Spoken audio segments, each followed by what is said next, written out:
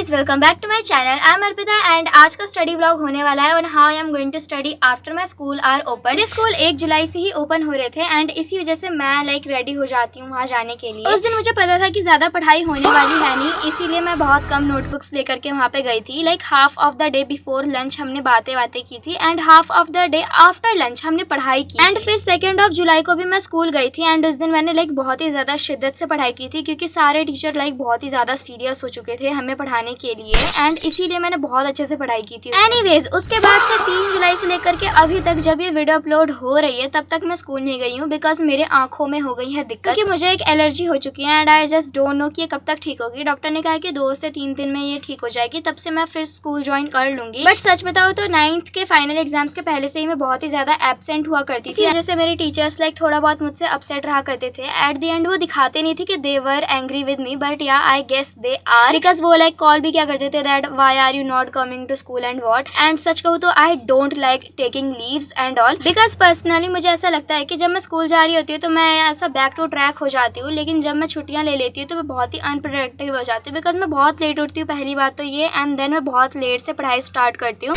And when I am going to school मैं सुबह ही पढ़ चुकी होती हूँ तो मेरा फ्लो एक मेंटेन हो चुका होता है कि that I have to study the whole day. Even when मुझे स्कूल जाकर के बहुत ही कम टाइम मिल पाता है सेल्फ स्टडी का, कभी मैं 3 घंटे पढ़ाई करती हूँ, कभी 4 घंटे सेल्फ स्टडी के लिए, except the classes that I take. Anyways, at the end हमें सारी चीजें मैनेज करनी ही होती हैं क्योंकि सेल्फ स्टडी ये नहीं पूछेगा कि मेरे को स्कूल जाना था इसी वजह से मुझे टाइम नहीं मिल पाया, एंड ना ही एडिटिंग पूछेगी कि मेरे को स्कूल जाना था इसी वजह से वीडियो एडिट होकर के अपलोड। कोई बात नहीं, लाइफ को थोड़ा मेसअप करने के बाद सारी चीजें अपनी अपनी पोजीशन पे वापस आ ही जाती हैं। और इसी तरीके से मैं यहाँ पे 9th और 10th लेक्चर अटेंड कर रही थी पेयर ऑफ लीनियर इक्वेशन वाले चैप्टर का, एंड इस दिन मुझे बहुत सारा काम करना होता है। एंड मैं यहाँ पे आपको दिखा रही थी मेरे वो 2 प्रोजेक्ट वर्क्स जो कि मुझे हॉलीडे होमवर्क में मिले थे, जो कि मेरे अभी भी कंप्लीट नहीं है, और जैसे ये कंप्लीट होंगे तो इस पे मिनी व्लॉग जरूरी आएगा। एंड साथ साथ में मैं यहाँ पे गाने सुन रही थी बिकॉज आपको तो पता ही है कि मेरे को गाने कितने पसंद है। मैं जब भी रिटर्न वर्क करने जाती हूँ मैं गाने बजा लेती हूँ बिकॉज आई फील कि मैं जल्दी जल्दी काम कर पाती हूँ इस तरीके से। एंड देन मैंने यहाँ पे कुछ स्टिकर्स अरेंज किए